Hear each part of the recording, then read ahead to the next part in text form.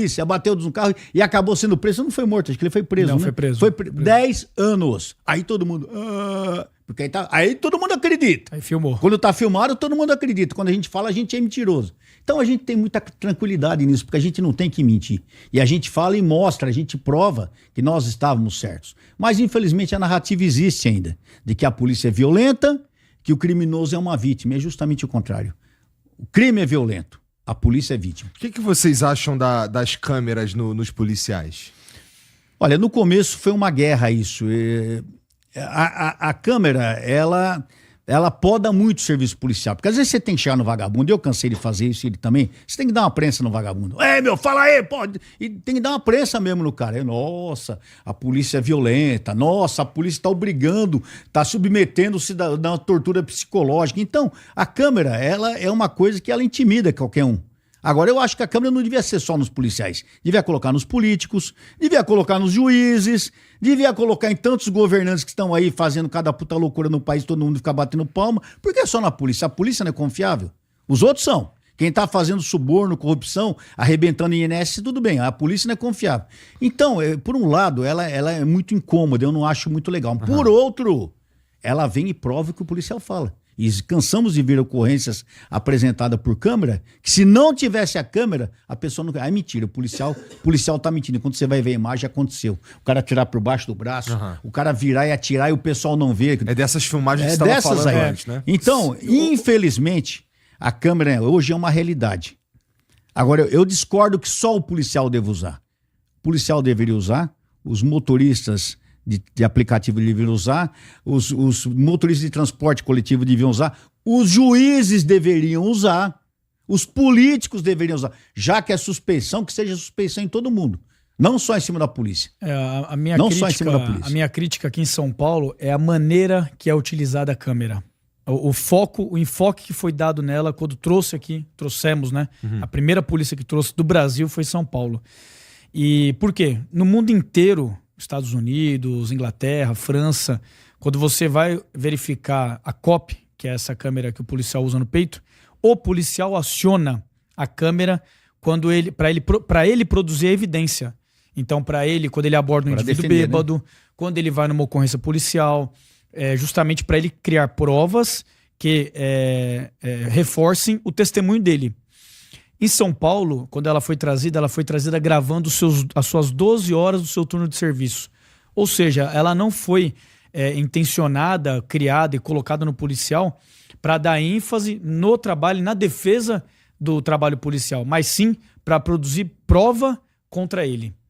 Entendi. E o que tem acontecido muito? Vazado imagem. Então, assim, tem imagem do policial no patrulhamento, tem imagem do policial que ela está sendo investigado, está num processo judicial e está na imprensa ao mesmo tempo, está rolando no YouTube, está sendo feito marketing em cima daquela imagem, positivo ou negativo, mas está errado, não tem proteção nenhuma da privacidade do policial, não tem proteção do que o cara está conversando com o parceiro na viatura, porque ela está filmando 12 horas com o seu comandante ou qualquer situação comendo, sei lá. Então, a minha crítica é em relação a como ela é utilizada. O cara ia no banheiro fazer xixi, a câmera tava filmando ele. Como ela é utilizada em São Paulo, entendeu? Entendi. Como eu não sei como funciona, essa filmagem, ela é checada por alguém todo dia? Não, porque tem polícia pra cacete, porra. Existe um protocolo que cada policial, ao término do serviço, ele tira a câmera e coloca numa base de carregador e ao mesmo tempo ela carrega e ela faz um download. E essa imagem vai para uma nuvem de evidências e o sargento, que é o comandante direto ali daquele pelotão, ele tem que, principalmente ocorrências, quando tem a criação de ocorrência, ele tem que validar e tem que fazer observações, alguma coisa. O tenente faz dos sargentos, o sargento faz dos cabos e soldados e assim por diante. O capitão faz da tropa abaixo dele. Só que é algo, primeiro, muito custoso. O dinheiro público que é gasto na preservação dessas imagens que não são de interesse público, que interesse público tem numa imagem de você patrulhando 2 horas, o painel da viatura? Nenhum. E ela fica guardada numa nuvem. Você, um cara de tecnologia, sabe quanto custa isso aí. Para você manter o hardware, você manter aquela evidência 30 dias ou 90 dias, conforme a classificação que o policial faz da imagem. Então, assim, a minha crítica hoje, lógico, a gente é filmado o tempo inteiro. Onde que a gente não está sendo filmado hoje em dia? Você tá na rua, você tá em qualquer prédio público, você tá sendo filmado. Sim. Então, de certa maneira, você produzir a imagem que te favoreça não é ruim. Porém, eu acho que ela ser usada para fiscalizar o policial, para punir o policial, ou ela ficar vazando e vazando ali a privacidade, todo mundo tem o direito à privacidade, menos o policial. Todo mundo tem direito, parece que o policial é um cidadão de uma subcategoria. Porra, não tá certo. Eu acho que subhumano. Parte dessa sensação tem a ver com uma crise de fé pública mesmo, assim. Eu não sei, crise eu quero dizer, você falou aqui várias vezes que a população gosta da polícia e tudo mais, mas não é difícil encontrar quem vá, malhar, né? Quem vai bater na polícia de certa forma. E talvez hoje mais do que antigamente. Isso quer dizer que existe, ou parece existir, algum tipo de crise na credibilidade da polícia, né? Mas hoje e talvez por isso a gente tem todo esse... as câmeras. Nós temos uma crise hoje no Brasil de autoridade. Crise de autoridade que a gente chama. Não é só policial, os pais não são respeitados, os pais não são respeitados, os professores não são respeitados, muitos chefes em determinados serviços não são respeitados. Então a crise não é da polícia, é crise de autoridade. Agora, eu não vejo crise maior do que na justiça brasileira. Hoje, infelizmente, você pergunta se o cidadão ele confia mais na polícia ou nos juízes, ele confia mais na polícia, eu não tenho dúvida disso. Entendeu? E nem por isso os juízes estão sendo filmados. E nós temos inúmeras notícias de venda de sentenças, várias condenações, inclusive. Nós temos inúmeras notícias de pessoas envolvidas com o crime organizado, que estão na justiça em vários níveis, como tem na polícia também, como tem nas igrejas também, como tem na política também. Então não é essencial, não é exclusivo de uma categoria somente. Professores em sala de aula. Felizmente. Então, por que os professores não são filmados? Por que os juízes não são filmados? Por que os políticos não são filmados? Principalmente a classe política, né? Que a gente tem tanta dúvida de determinadas missões. Eu estou na política e meu filho também. Nós, infelizmente, vemos coisas absurdas. E também a gente sabe que no longo da história, infelizmente, no mundo todo hoje, o político tem fama de ladrão. Isso não é novidade para ninguém. Aliás, quando nos convidaram para entrar na política, a primeira coisa que eu falei, pelo amor de Deus, isso é coisa do crime organizado. Até que me convenceram a enfrentar essa realidade para tentar mudar o país. Mas nós levamos essa pecha também. Eu, como político, não teria problema nenhum de usar uma câmera. Nenhum. Porque a polícia é obrigada, então por que o político não pode usar? Agora, não, é só a polícia que tem que usar. Por quê?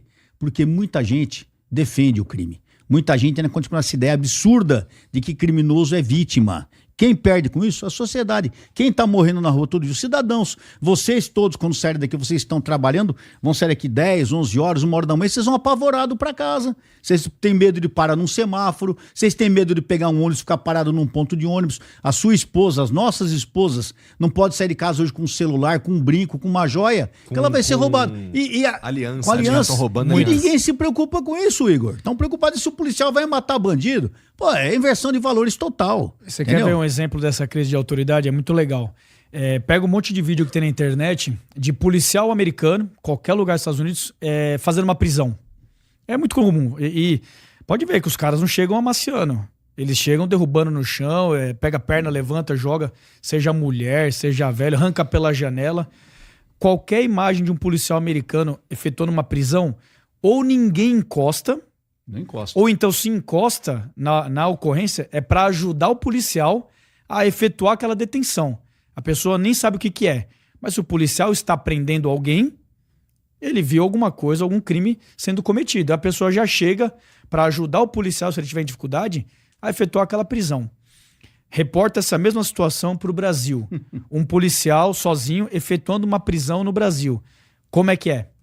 Vi o caso do cabo lá na favela do Paraisópolis. Tomou um tiro no pescoço, lembra disso? O pessoal chega pra tirar a arma do policial. Ataca o policial. Pra tirar o policial de cima do cara, pro cara fugir. Ou pra chegar pra matar o policial, igual tem vários casos, infelizmente, em São Paulo e em outros estados. Então, essa é a crise de autoridade. É cultural, é um costume e é a impunidade. Porque nos Estados Unidos, se alguém ataca um policial, o cara tá ferrado. Por quê? O crime é mais grave. É o que meu pai falou, entende-se como um crime contra a sociedade, contra o Estado.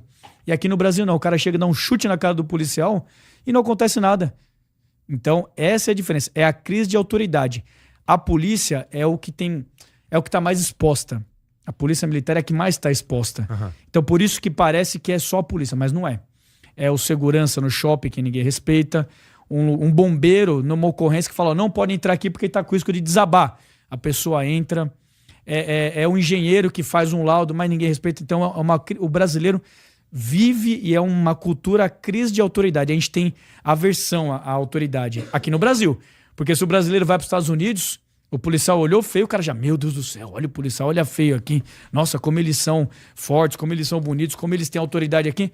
Porra, e no Brasil você não obedece ninguém, meu. Você mas não é respeita nada. Né? Você vê, a imprensa muitas vezes ela fala mal da polícia, mas nós temos que... Eu, por exemplo, tenho um caso, a primeira vez que eu fui baleado, Igor, eu fui baleado, eu tinha uma repórter dentro da viatura. A primeira vez que eu fui... Primeira vez o primeiro sutiã ninguém esquece, você não é desse tempo, tinha um comercial que falava isso, né? Valizer. É Valizer. A primeira vez que eu fui baleado, nossa... eu fui baleado 2 vezes, né, bicho? Já pensou? Aí não, né? Eu senti na pele o que é derramar o sangue, irmão. E por isso que eu não tenho muitas papas na língua pra falar mal de vagabundo e defender a polícia, não. Porque eu não sou de falar, que o meu filho falou, a gente não conta história dos outros e nem fica contando exemplo idiota, a gente fala da nossa vida. Eu me recuso a falar de... E não sou leão de pátio também, que anda com o peitão estufado, dando uma de fudidão e nunca vi o diabo pela frente, entendeu? A primeira vez que eu fui baleado, vou repetir, 1990, agosto de 1990. Uma repórter do Jornal da Tarde, um antigo jornal aqui de São Paulo, um jornal que falava bastante ocorrência também. Ela foi na rota, ela queria fazer justamente o que nós falamos aqui no nosso papo. Como é que tá nosso tempo? Pode rolar? Pode, dá-lhe aí, pô, vai. Então me corta aí que eu falo pra caramba. Relaxa, dá-lhe, vai. Como todo mundo falava que o policial é tudo louco, o policial da rota usa droga, fuma maconha, tudo tem parte com outros as coisas. Ela queria mostrar que o policial de rota era um homem normal, um pai de família normal. E ela foi justamente mostrar a parte religiosa do policial. Então ela chegou na rota uma determinada tarde, em agosto de 1990. Rafa ia fazer 4 anos, né, filho? Uhum. E ela queria entrevistar, ela entrevistou os policiais militares evangélicos, nós somos evangélicos, os católicos e os espíritas e umbandistas. E todos, dentro da sua religião, professavam a sua fé, mas todos eram unânimes dentro da polícia militar no segmento, na cultura de rota. Porque a minha religião não me impede de ser um excelente policial. Uhum. Lá na igreja eu sou irmão Paulo. Aqui eu sou coronel Telhado, não mistura. Eu não misturo as coisas. É bem claro nisso. E ela entrevistou os evangélicos, os católicos e os espíritas, e no final ela foi pedir pro comandante, na época o coronel Tadashi, coronel, eu queria sair com uma viatura de rota para conhecer o serviço, fotografar e tal. Ele já, não, vai falar, sai com o tenente Meyer. Ela falou, não, eu quero sair com o tenente Telhada. Ué, mas por que o tenente Telhada? Porque ele é evangélico, eu quero mostrar justamente essa disparidade do policial evangélico, de repente ter que trocar tiro. Você ainda não se inscreveu, deu like e ativou o sininho? Você tá louco?